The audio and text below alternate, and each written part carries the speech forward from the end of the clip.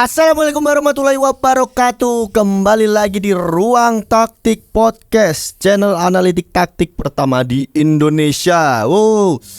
Bagaimana Mas Angga Jersey Forum dan Mas Budi KJTI? Jersey kita sudah melambangkan betapa nasionalisnya kita. Ini untuk pertama kalinya kita nggak direncanakan ya. Kita memang cuma janjian kita akan membahas timnas Indonesia. Apa? Langsung dibocorin kita kan. Oh ya, sorry. Sebenarnya tadi itu ada bercanda. Udah tahu kan kita pakai jersey ini mau bahas apa? 2000 Direct.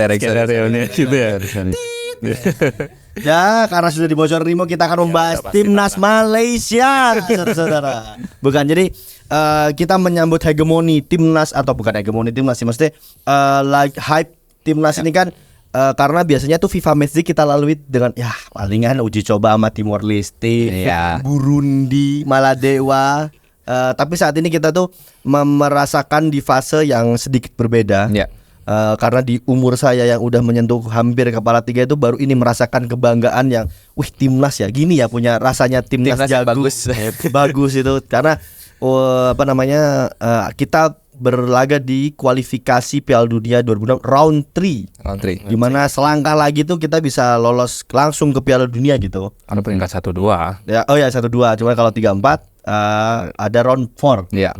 Yang dimana itu cukup sulit sebenarnya. Cuman kalau kita sampai ke fase itu sebenarnya titik ini tuh sudah cukup membanggakan dan progresnya cukup karena menurutku pribadi banyak pihak di luar sana tuh yang ekspektasinya udah nggak masuk akal gitu. Maksudnya dipikirnya dengan masuknya pemain-pemain kayak si J.I. Jazz lah, terus si Mesilgers kemarin baru, terus timnas kita udah kayak langsung di Kemen PS gitu, masukin Mbappe ke AC Monza, terus kita bintangnya di bintang 1 bisa ngegolin banyak kan enggak gitu. Jadi tetap butuh banyak proses dan kali ini kita akan membedah seenggaknya 2 pertandingan terakhir. Menyambung itu sebelum kita ke sana, sebenarnya kan kita juga menyambut mulai dari Piala Asia dengan jersey yang aku pakai.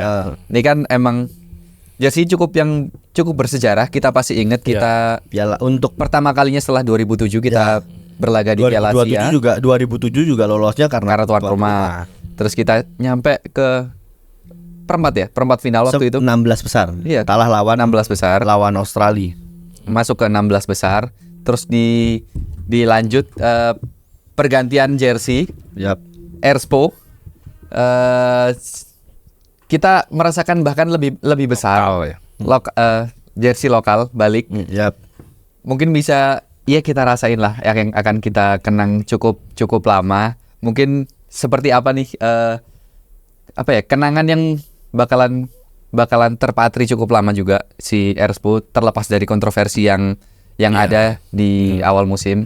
Ya balik lagi sih, kalau desain kan maksud itu preferensi ya. Betul. Karena kita nggak mungkin bisa sama mau lagu, mau desain, mau apa itu karya seni lah jatuhnya kan nggak bisa memuaskan semua orang karena perspektifnya kan pasti pribadi lah. Ada kadang orang yang karya yang sebenarnya secara umum tuh bagus tapi karena nggak suka sama yang buat entah bulu hidungnya keluar kan juga nggak tahu. Tapi itu menarik juga kan karena Expo yang ada kayak gitu, jadi pemantik juga. Jadi benar-benar pemantik juga si produsen lain. Salah satunya yang aku pakai ini dari Noise dari Malang. Terus jadinya kulihat banyak desain alternatif gitu. Agak asik kan. Bisa lah ini fantasi ya. Presentasi jersey lebih. Karena setiap pertandingan Mas akan ada desain baru.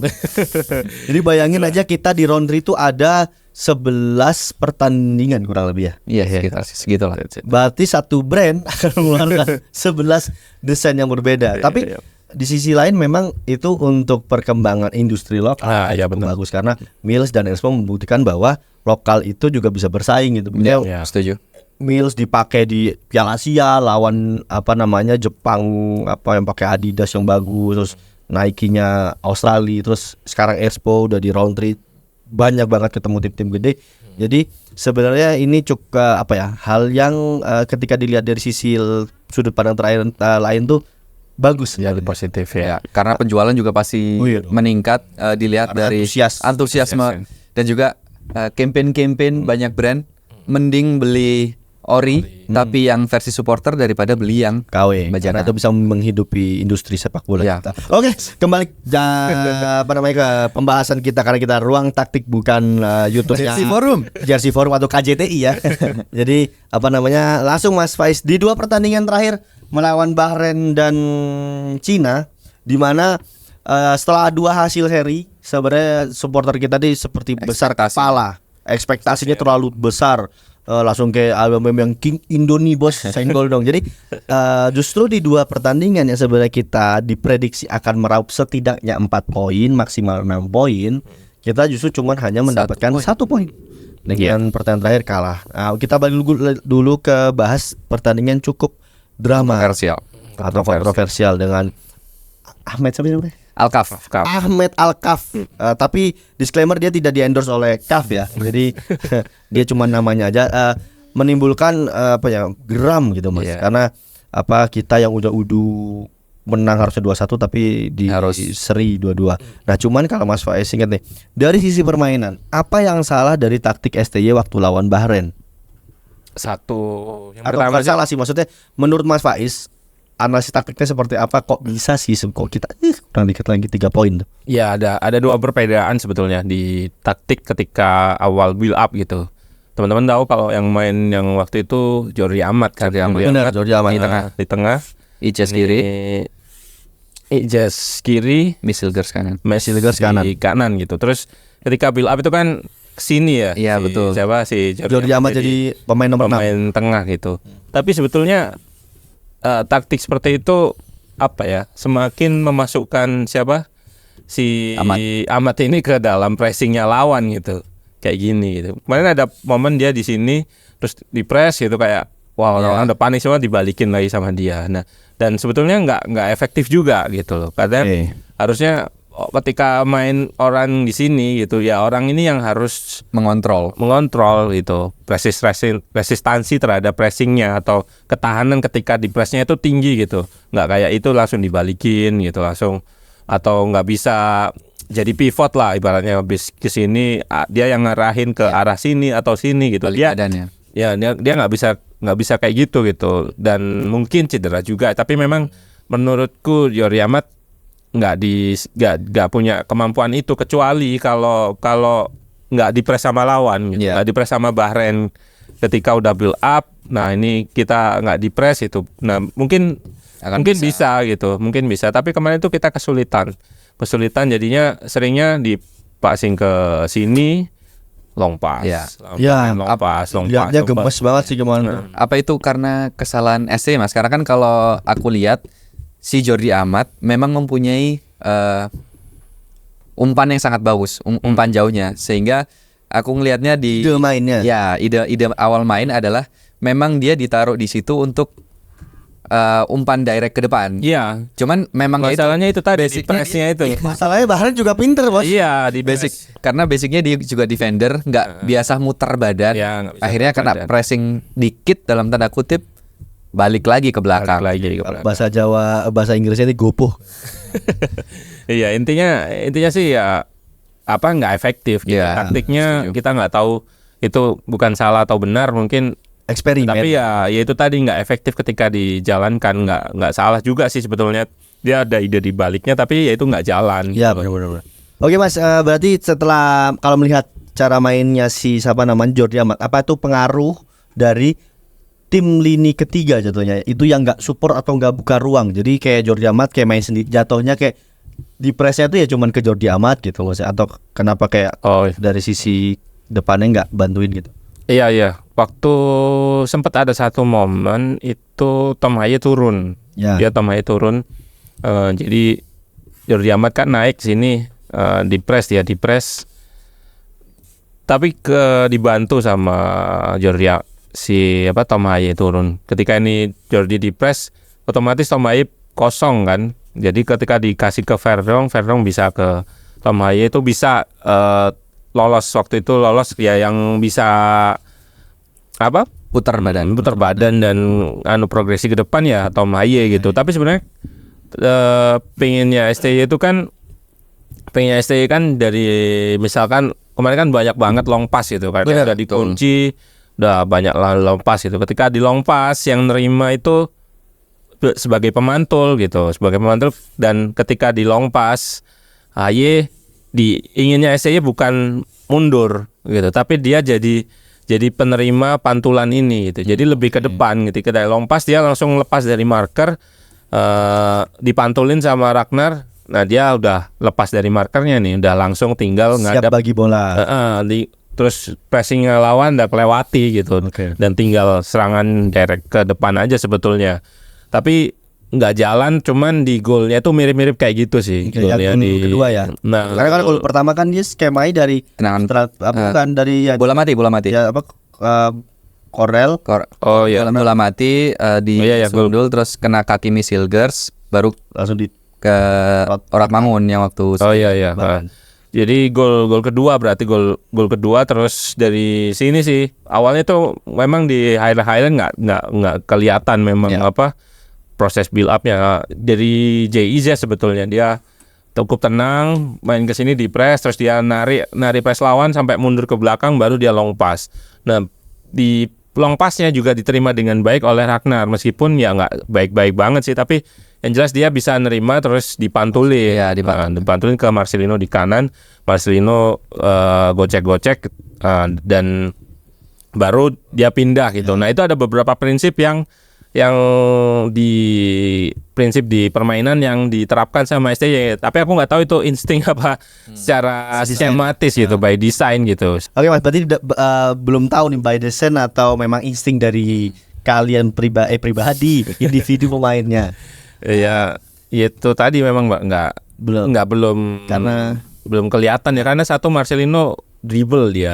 Dribble enggak. Kan ada kayak kebentur gantak terus bolanya ke. Iya, artinya itu kan prinsipnya kan harus pindah serangan kan, switch ya. Marcelino ngelakuin itu, tapi ya itu tadi dia dribble terus baru pindah ke HY, itu enggak menusuk ya Mas.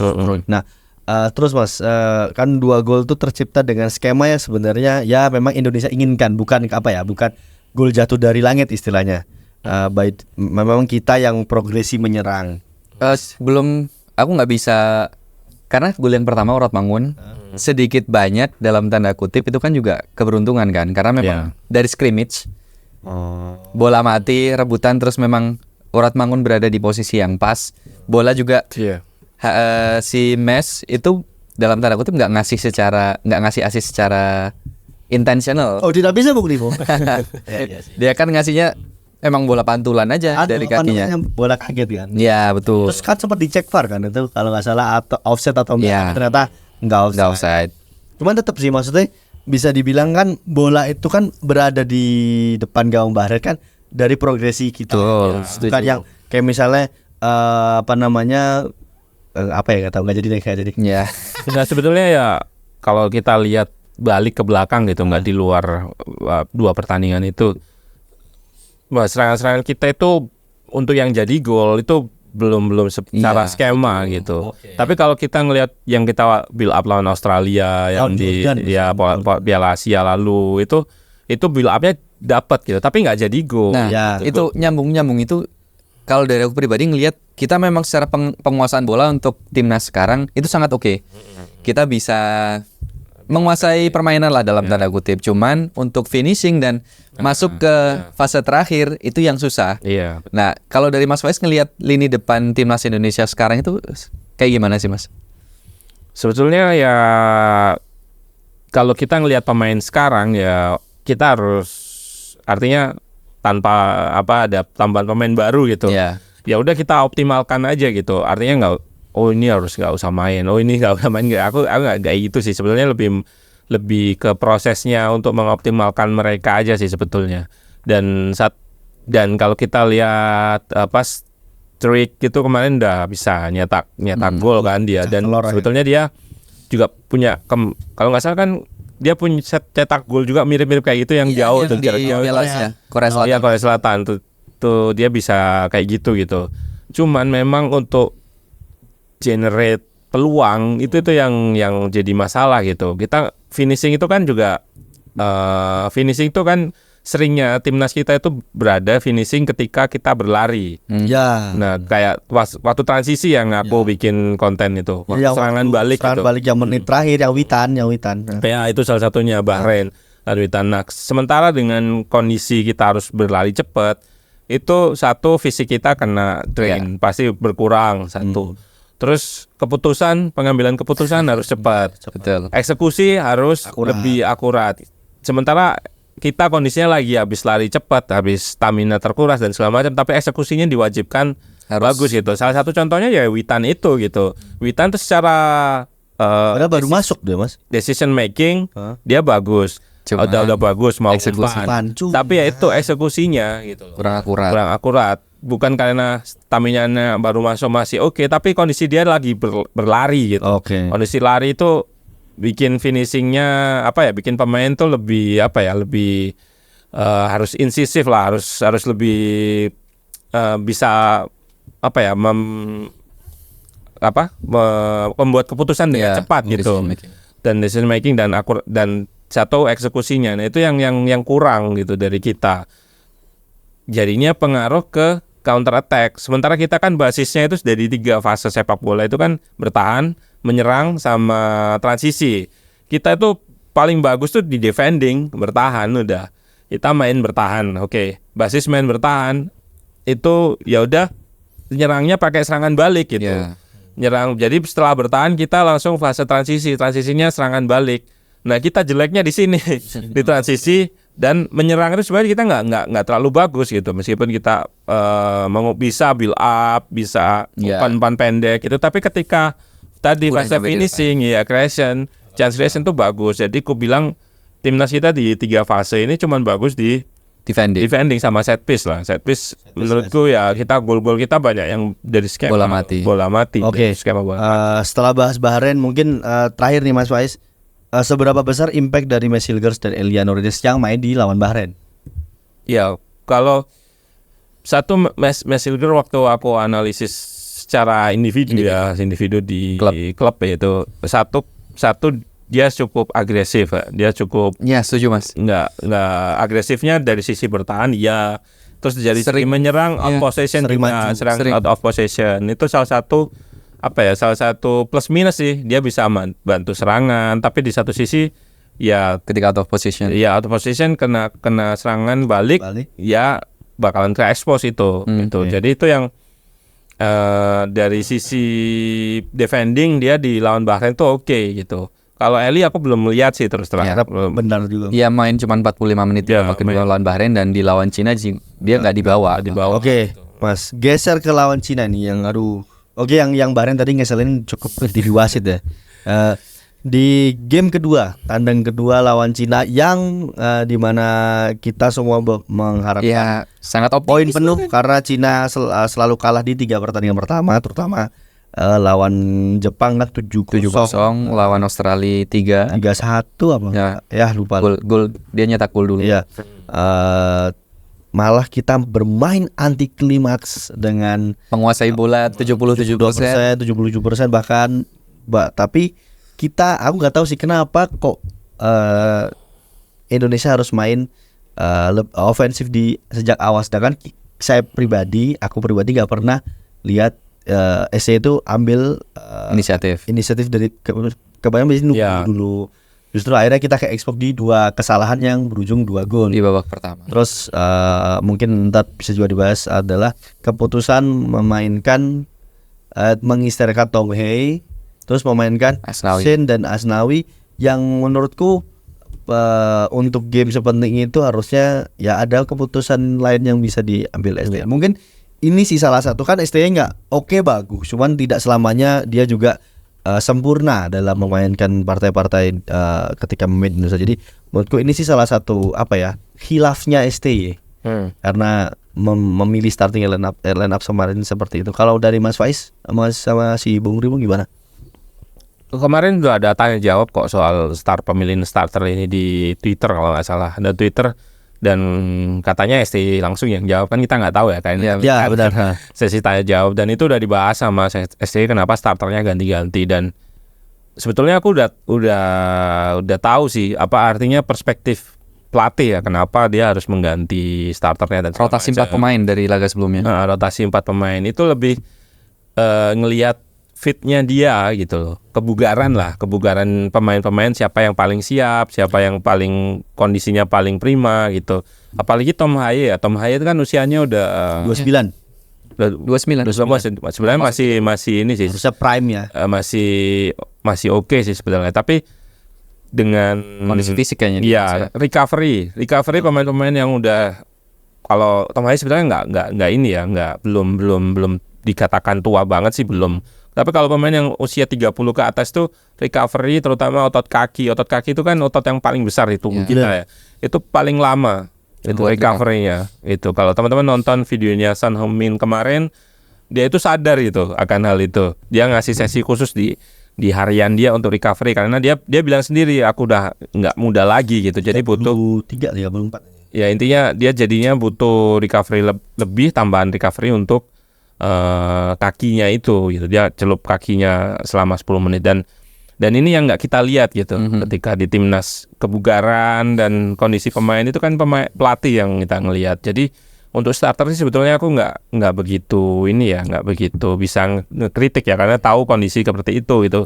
Dan itu lumrah dilakukan sama Pep Guardiola juga di Man City. Pep Guardiola kan juga terkenal sama Pep Roulette ya namanya. Pep Roulette, jadi setiap ganti starternya itu. Kalau teman-teman yang main FPL pasti ya pusing, karena itu yang dilakukan Pep Guardiola. Jadi untuk jadi starter dia malah bikin tambahan satu kompetisi di latihan. Iya, betul. Dia jadi di latihan tuh pemain tuh harus nunjukin kualitas dan kesiapannya selain melihat kebugaran. Jadi dia ngeliat latihannya. Oh, latihannya bagus, berarti kamu besok starter gitu. Dia bisa bikin kayak gitu. Jadi itu bikin latihannya jadi kompetitif. Nah, balik lagi ke soal starter, tapi ya itu tadi memang nggak bisa dikatakan kayak pemain-pemain yang ditampilkan kayak Asnawi yang paling sering Tapi justru sebenarnya Asnawi kalau dari lihat proses gol kedua, dia kan sebenarnya kalau Mas Faiz yang sudah itu dia menjaga kelebaran justru supaya pressnya Cina nggak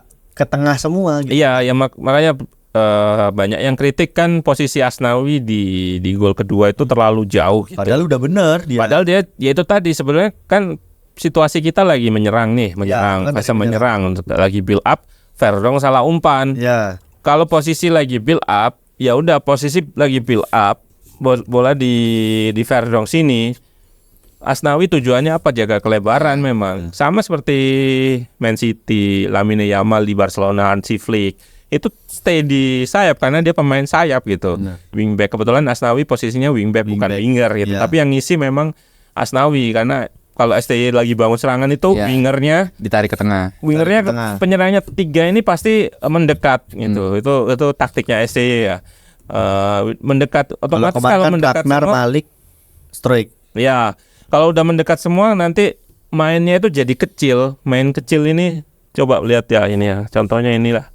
Aku coba recreate situasi kemarin gitu. Verdong di sini ya. Nih Izes, nih Mes. Dia salah umpan di sini. Kalau kita main Asnawi di sini, lapangan tuh jadi kecil. Itu nggak sesuai sama prinsip permainan. Semakin lapangan kecil, itu semakin mudah lawan buat ngerebut gitu. Ke sini dekat. Mau diumpan ke sini, misalkan Asnawi ke tengah, dekat pressingnya. Tapi kalau buat tim bertahan memang harus mengecil, harus rapat memang. Tapi kalau untuk timnya yang benar udah Asnawi ada di sini. Ketika buntu atau bukan buntu atau biasa memang ingin narik pressingnya lawan di sini, baru di switch ke Asnawi. Dan posisinya Verdong hilang, lagi rebut gitu. Nah memang harusnya langsung balik. Tapi banyak pemain yang nggak balik sebetulnya. Salah satunya dua pemain depan nih, Struijk sama. Waktu kehilangan bola, dia nggak press karena satu, kondisi pemain Cina itu waktu itu sebetulnya udah terkepung ya. Kayak bola itu kayak mau didapat lagi gitu loh.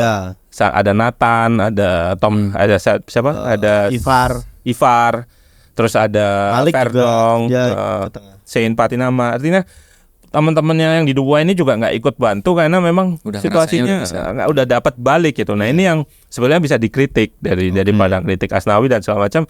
Dan STY pun konfirmasi katanya kalau kita kurang semangat gitu. Sama-sama semangat Cina sama Indonesia, tapi dia bilang kurang semangat. Nah, salah satunya di second ball ini. Tapi kalau ngelihat dari gol kedua mungkin bisa dilihat kan si Itjes waktu itu memang cukup di sini. Nah, posisinya si Misilgers yang dalam tanda kutip cukup jauh. Iya, betul. Nah, justru yang bisa dikritik sebenarnya si Misilgers itu. Tapi ada omongan juga Messi itu sebenarnya mau bikin offset trap. Sebetulnya offset trap pun bisa ditarik di sini gitu. Kamu naik, yang penting naik gitu, yang naik di sini, yang penting itu tetap offset trap gitu. Meskipun ruangnya. Iya, maksudnya yang terpenting itu ketika bola hilang, yang dilakukan semua pemain itu yaitu merapat memang harusnya. Bola hilang tuh merapat. Reshape lah ibaratnya. Reshape. Asnawi juga harus sama, tapi karena dia startnya udah jauh jauh banget. Kita nggak bisa nyalain itu. Kenapa kita nggak nyalain yang memang di sini gitu, Misilgers. Tapi kita harus paham situasinya juga. Misilgers nggak bisa balik juga karena tahun lalu nggak bisa ngepres gitu loh. Sebenarnya salah kalau aku nyalain orang Cina pemain Cina itu dia umpannya kan ada pakai Trivela harus kayak tenang Mas. Jadi nggak ada pressure. Dia kayak sempat kayak nolak dulu karena dia nggak dikejar, baru dia lihat posisi nomor 9 baru dia Trivela kan. Iya. Sebelum itu juga main umpan kombinasi tes gitu. Nggak di press, makanya kalau aku mau nyalain sebenarnya nyalain di sini sih. Nggak bisa counter press itu. Juga baru kalau lihat ingat apa prosesnya itu emang harusnya kurang kurang greget gitu Mas waktu itu. Harusnya kalau bahasa Jerman nyerekel ya. Iya kan? Gimana tuh kurang gitu. Ya kita juga nggak tahu kenapa. Ya mungkin salah satunya juga recovery. Kan balik lagi ya Mas ya. Kita as supporter. Ekspektasinya mungkin kita udah di luar nalar dalam artian dalam artian bahkan kita ngejarnya di posisi 2 di bawahnya Jepang. Setelah imbang lawan Australia dan Arab tuh kayak seolah-olah kita bisa peringkat 2. Sedangkan ST kan tetap dia realistis 3-4 yang mana sebenarnya yang kita lakuin sekarang masih on track. Nggak jauh dari target. Cuman balik lagi apakah dia bisa membalikan harusnya bisa di kandang Bahrain Cina menang bisa harusnya. Agak ini sih memang masih belum tahu Bahrain di GBK apa enggak. Udah di fix tadi pagi sama si Menpora ya. Cuman ya semoga aja lah si STY bisa mengambil pelajaran lebih di 2 pertandingan itu karena lawan Arab sama Australia kita dapat poin. Yang jujur sebenarnya itu tadi yang kita mungkin banyak pendukung Indonesia berharap bisa dilakukan rotasi itu ketika melawan Jepang dalam artian kayaknya udah kita pasti kehilangan poin Sedangkan kan kita lawan Cina, lawan Bahrain ini kita harus raih hasil maksimal. Tapi balik lagi kalau kata Mas Faiz tadi kan maksudnya kita nggak pernah tahu ada di back endnya gimana. Ya mungkin waktu sampai di Cina Tom He emang kelihatan lebih capek daripada yang lainnya atau salah bantal. Tapi kan balik lagi kita bahkan datang ke Qingdao lebih dulu daripada cuma 2 jam Cina. 2 jam lebih dulu daripada timnas Cina sebenarnya. Sebenarnya secara imbang ya cuman pertama mungkin recovery dan itu kurang ada semangatnya. Nah kalau pressnya itu nggak ada. Kalau ngelihat di 2 pertandingan terakhir kan balik lagi kita pembahasan ke lini depan. Solusi dari menurut Mas Faiz solusinya itu seperti apa sih biar lini depan itu mungkin lebih fluid, lebih tajam, lebih bisa memanfaatkan atau membuat chance yang lebih banyak. Apa mungkin ini waktunya memanggil kembali Beto Gonçalves kalau enggak Herman Jupado Effendi. Ya itu tadi itu sebenarnya yang kita obrolin tadi yang soal fase kan kita bisa menang bisa nahan Arab dan segala macam itu kan kita karena bagus di fase defending. Ketika kita dihadapkan fase menyerang dari awal tuh udah nggak menaruh harapan besar kepada fase penyerang kita gitu, lini depan kita. Oke lah, menyerang itu kan ada build up di belakang, terus di tengah progresi ke depan, terus chance creation, sama satunya finishing gitu. Itu kalau kita bedah dari menyerang lebih detail lagi. Oke lah, build up kita bisa gitu. Oke, progresi boleh ke depan kita bisa pakai long pass gitu misalkan. Tapi chance creation yang kita hasilkan tuh nggak banyak. Apalagi ketika lawan parkir bis lah, lawan kemarin gitu. Ya bahkan lawan Cina kita menguasai laga 77%, cuma itu gol kita bahkan ya kita tahu lemparan ke dalam Arhan, scrimmage ke Tom Hey, itu pun tendangannya pun deflected. Iya, itu artinya kita nggak bisa itu generate peluang tuh nggak bisa. Memang kita fase menyerang kita memang masih kurang gitu. Dan benar juga kenapa Tom Haye yang lebih punya kontrol sebagai permainan, lebih itu kenapa dia nggak starter gitu di luar fitnya ya. Tapi dia memang cocok untuk game-game kayak gitu. Membongkar lah sih. Membongkar gitu. Mungkin kalau di balik pilihan Nathan sama Ivar, SE pengen menang duel gitu. Iya, karena banyak. Nathan kan dia menang. Iya, cukup ini. Tapi ya itu yang nggak kelihatan gitu. Duelnya nggak terjadi, tapi malah kita ngorbanin kontrol permainan. Aye nggak dimainin, ternyata duelnya kita kalah. Ya, menurutku kalau apa yang diperbaiki sebetulnya ya latihan sih, desain latihan kita harus tahu gitu. Kayak gimana sih desain latihan STY itu, karena latihan finishing itu kan mungkin ya di dalam latihan suruh nendang 20 itu bisa gol semua. Tapi ketika di permainan kan beda banget ya, atmosfer dan segala macam. Desain latihan pun ketika kita bikin desain latihan yang udah semirip mungkin dengan situasi di lapangan, itu pun bakalan beda juga gitu. Terutama menurutku desain latihan tuh harus lebih banyak di transisi sih. Kalau main ini aja, main kayak 3 versus 3 gitu. Striker semua misalkan. Hilang bola, rebut, hilang bola, gol ke sini, hilang bola lagi, gol ke sini. 3 itu suruh bertahan juga. Jadi 3 versus 3 itu kayak main gitulah. Hilang bola. Nanti kalau misalkan kelamaan nyerang, yang keserang itu tambah 1 pemain gitu. Jadi biar ketekan nih pemain ketiga. Mungkin bisa itu nggak ada trigger ya, 3 versus 3. Oh lah kita main umpan aja lah, umpan terus tek. Tapi kalau kita tambahin lawannya, kalau kamu kelamaan umpan atau dikasih waktu 3 menit per 2 menit, ada tambahan 1 pemain gitu. Jadi 4 versus 3 gitu. Nah itu salah satu desain latihan yang bisa men-trigger sih untuk cepet gitu. Ya, ambil keputusan segala macam. Untuk nyerangnya itu lebih cepet. Tapi kalau 3 versus 3 nggak ada waktunya, nggak ada, pemainnya umpan aja gitu. Itu yang jadi rondo, Mas. Iya, jadi rondo jadinya. Dan nggak ada pressure ketika nggak harus ngambil cepet. Kita ya udah, toh nggak nambah orang juga di sisi lawannya. Nah itu. Kalau berarti apakah mungkin Mas kalau desain Masih by desainnya lawan tim yang kayak China kemarin, apakah menurut Mas Faiz dari sisi teknis pemain-pemain seperti Oki Caraka, Sananta, bahkan Dimas Derajat sebenarnya di bawah itu sebenarnya bisa jadi jawaban atau malah sebenarnya enggak? Aku lihatnya sih kalau Hoki kemarin nyetak gol, terus dan juga dia di Liga 1. Terus Sananta juga gol dan asis barusan kemarin. Dimas Derajat si match sebelumnya gitu. Tapi aku ngelihat Dimas Derajat itu kan sebenarnya karena David da Silva cedera aja sih karena dia main. Tapi kemarin juga nggak mainin dia, si mainin siapa gitu, jadi false nine gitu. Nggak ada strikernya siapa, jadi false nine.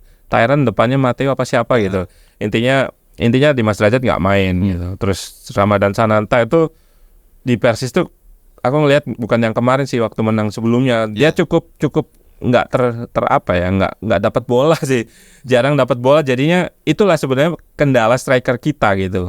Kendala striker kita itu dapat bolanya gitu. Jadi di satu pertandingan tuh belum tentu dia bisa dapat shot 5-3 gitu. Gimana finishingnya bisa terlatih kalau dia nggak dapat bola gitu, nggak dapat kesempatan, nggak dapat gimana caranya menghadapi peluang yang didapatkan kalau dia nggak pernah dapat peluang gitu. Nah itu yang jadi masalah, apalagi dia nggak main. Itu yang jadi masalah lagi. Kalau Ramadan Sananta sih menurutku satu dia bisa lebih untuk timnas, misalkan main crossing dia bisa. Artinya kita main crossing itu. Makanya kenapa SDY dulu main Elkan Beget kan jadi striker. Itu kan karena kita nggak punya striker yang kayak gitu. Itu makanya kayak gitu tuh kan, tapi harus nunggu menit akhir jadinya. JIZ misalkan disuruh naik dan segala macam. Sempat JIZ. Itu kan tapi menit akhir. Tapi kalau kita start dengan striker yang punya kemampuan itu, ya pastinya ada variasi lah. Keunggulan dari awal lah dalam tanda kutip bisa dimanfaatkan. Menarik sih untuk selalu estimasi selalu ada banyak banget turun. Ya, apalagi sekarang juga udah dikonfirmasi ada beberapa pemain yang bakal masuk. Baru Kevin Dix. Pemain naturalisasi. Atau ini Jairo kan. Ya, rumornya ada nama Jairo. Nah, kalau Jairo Mas ada di tengah tuh. Dia duet sama Tom Hey. Baik Mas ya, tengah kita. Ya banyakan back dong sebenarnya. Ya back banyak. Tengah memang kalau lihat Jairo itu dia bisa di back kiri sebetulnya di Crystal Palace. Dan dia tipe pemainnya juga lebih bertahan nih Mas. Iya, makanya jadi DM. Iya, dia bakalan isi aspek yang counter press yang hilang tadi sih. Duel itu menurutku memang di sini kan Nathan sama Ivar sering jadi. Tapi Ivar tuh bukan tipikal kayak gitu. Dan dari body juga kurang. Iya. Makanya kalau main Spartan ya Nathan bisa lah, tapi tuh duel-duel menurutku juga masih kurang gitu. Masih sampai kalau ada masuk ya harusnya harus. Kalau Kevin Dix Mas, itu Kevin bakalan main bek kanan. Bek kanan sama center back dia bisa. Jadi jatuhnya kan kita akan ada 3, Kevin Dix, Sandy Walsh sama Asnawi. Oke, bek kanan. Kemungkinan besar pilihan utama akan ada di Kevin Dix. Sedangkan beberapa pertandingan terakhir kita lihat sebenarnya dalam tanda kutip kita lebih cocok pakai Sandy Walsh ketika memang dia lagi on fire. Nah, apakah ini akan mengorbankan kapten timnas Indonesia Asnawi untuk menjadi pilihan ketiga, Mas? Bisa jadi sih. Cuman Kevin Dix itu kan formasi 4-back kan. Nah, back kanannya itu jadi bukan wingback itu. Kemarin aku sempat ketemu Fajar Fatur Rahman. Kan pernah dimainin di situ juga kan. Aku tanya kenapa kamu dimain sama STY kok nggak bisa gitu. Langsung dia jawab, memang sulit segala macam. Di satu sisi dia harus ngepres depan gitu loh. Kalau fullback kan enggak. Iya kan? Fullback kan enggak. Iya betul. Fullback kan enggak. Fullback kan di belakang. Di belakang. Maksudnya tidak ada keharusan untuk dia ngisi pos di depannya karena biasanya yang ngepres lawan di depannya. Ketika kalau fullback kan jaga winger pasti dah. Nah kalau si wingback itu jaga winger juga jaga fullbacknya lawan. Jadi dia bingung gitu antara jaga winger dan fullback. Jadi ketika dia ngelepas wingernya lawan, dia harus komunikasi. Waktu itu dia bilang aku sama Ferrari nggak oke itu komunikasinya. Jadi ketika dia ngepres fullback lari ke depan ngepres fullbacknya lawan, wingernya lepas, Ferrari nggak naik gitu. Kosong jatuhnya. Tapi dia nggak nyalain Ferrari sih, cuman dia bilang komunikasinya. Jadi emang benar-benar harus berandai-andai nih Mas. Sekarang kan si STY sejauh ini selalu pakai formasi 3-5-2 3-4-3. Ketika ada Kevin Dix, apakah itu berarti mereka akan pakai posisi 4 back di belakang Mas? Karena kan mungkin bisa jadi Misilger sama Ijaz sejajar, kiri Verdong, kan Dix. Di tengah jatuhnya kita akan numpuk nih Mas. Iya numpuk tapi stoknya nggak ada. Nggak ada stok. itu yang jadi permasalahan sih, atau mainin Kambuaya mungkin. Atau menurutku yang pos nomor 6 ini yang susah kalau kita main single pivot. Makanya Jairo itu jawabannya harusnya. Harusnya sih Jairo, tapi menurutku ya formasi tetap sih nggak bakal. Tetap dia akan tetap pakai 3. Cuman Kevin Dix itu pasti ya nggak tahu, bisa jadi gini mau Mes atau Mes nggak mungkin juga kayak Mesnya kan kanannya Dix, tengahnya Mes, kirinya J. Jadi 3 gitu baru. STY nggak bisa diprediksi juga. Sempat dia main di center back kok Kevin. Jadi artinya bisa aja balik kayak kemarin waktu Jordi Amat main. Jadi J di kiri, tengahnya Kevin Dix atau Kevin Dixnya yang di sini. J di tengah. Iya maksudnya itu komposisinya. Atau ya memang STY pengen numpuk banyak pemain situ. Jadi ketika Mes nggak fit, ya udah Dix yang main. Kayaknya lebih kayak gitu sih. Lagi ada Rizky Ridho yang penampilan nggak pernah mengecewakan gitu. Rizky Ridho sebetulnya yang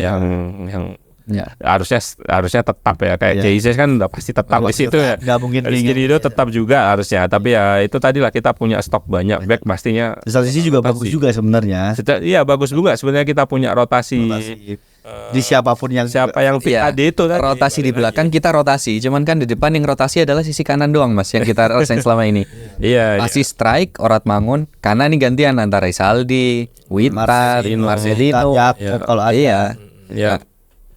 Itu memang salah satu slot di depan tuh menurutku ya. Oleh sih harusnya Mas. Kalau jadi oleh Romney. Secara fisik dia bagus loh. Dia memang juga bukan nomor 9 murni juga. Makanya dia di kanan tuh sebetulnya oke sih. Ya intinya adalah backup strike ketika dia nggak oke. Karena sejauh ini ketika kita ngelihat strike nggak tampil maksimal sesuai dengan harapan, tapi nggak ada gantinya.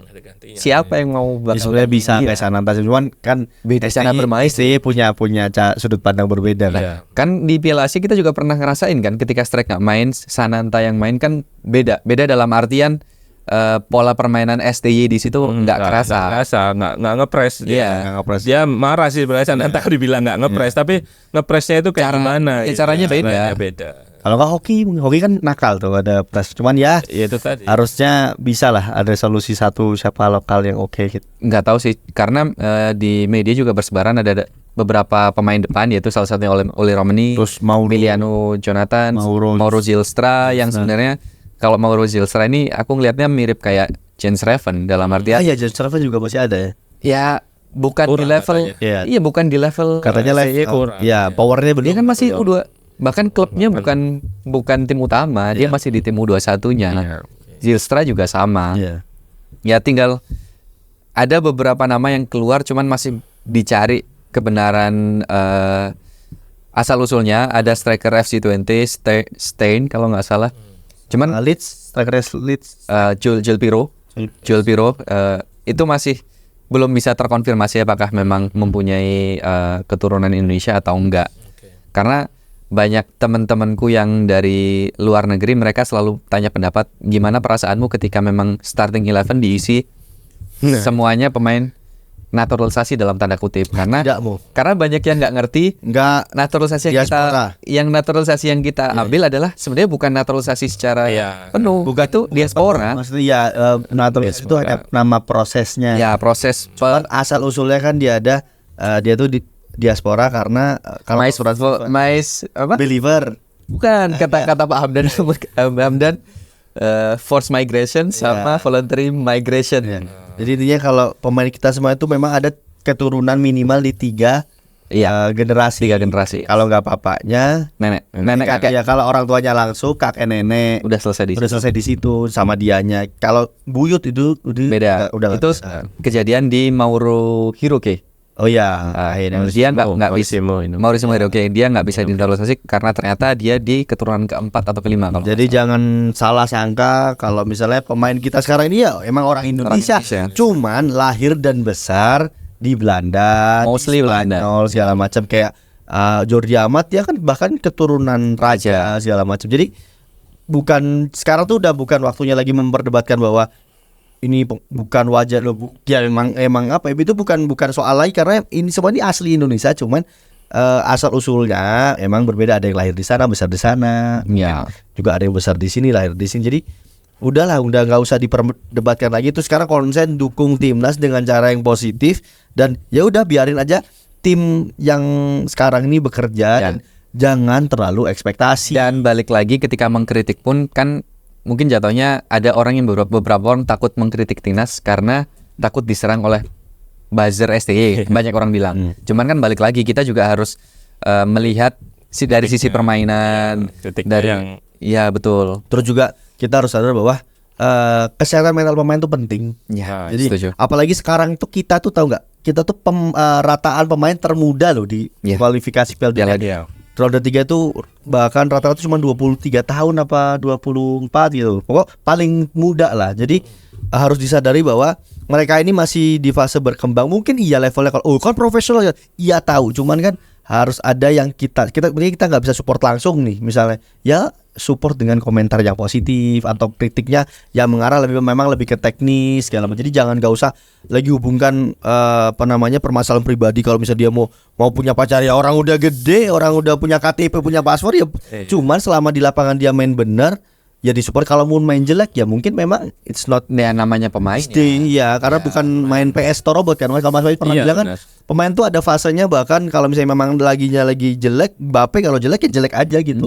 Tapi kan tetap still Mbappe gitu. Enggak bisa tiba-tiba jadi siapa gitu kan. Tinggal gimana kita membantu dalam artian biar dia bisa bounce back buat kembali ke format terbaiknya. Gimana pun jeleknya Asnawi dalam tanda kutip kemarin, ya dia masih tetap pemain bagus kok. Dan dia kita John. Iya, jangan sampai yang parah kemarin kan cedera dia malah dikomentarin. Terus bahkan malah kemarin dia main di Port FC masuk menit berapa? 70-an 80 langsung cetak gol. Langsung bawa menang Port FC 3-2. Jadi bagus dia.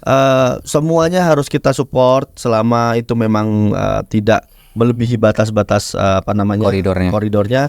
Jadi Mas Faiz terakhir mungkin prediksi kan bulan depan November main lagi Jepang sama Arab Saudi di kandang. Apa nih yang harapan aja nih, nggak usah panjang-panjang harapan.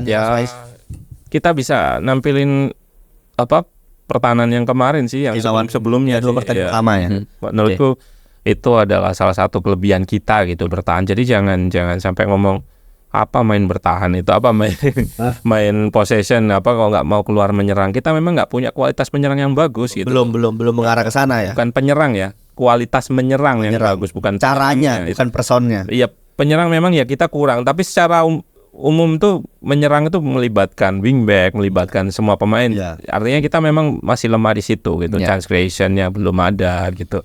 Itu yang nggak bisa kita harapkan kita untuk tampil menyerang. Makanya salah satu kuncinya ya kita udah punya bertahan yang oke, ya kenapa kita serangan baliknya itu aja sih. Iya, transisinya, serangan balik itu aja sih, nggak usah kita menyerang possession yang bagus lah. Udah bagusin aja counter attack itu kita itu harapanku sih dari aku tiap bikin video itu selalu ada aja momen counter attack. Ya kecuali lawan China bertahan ya, kita nggak banyak situasi itu. Tapi lawan Bahrain tuh banyak banget, ada 3 kalau nggak salah, 3 atau 4 yang video klip yang ya itulah kelemahan kita dalam counter attack. Ya itu yang harusnya kita itu ibaratnya stagnan gitu loh.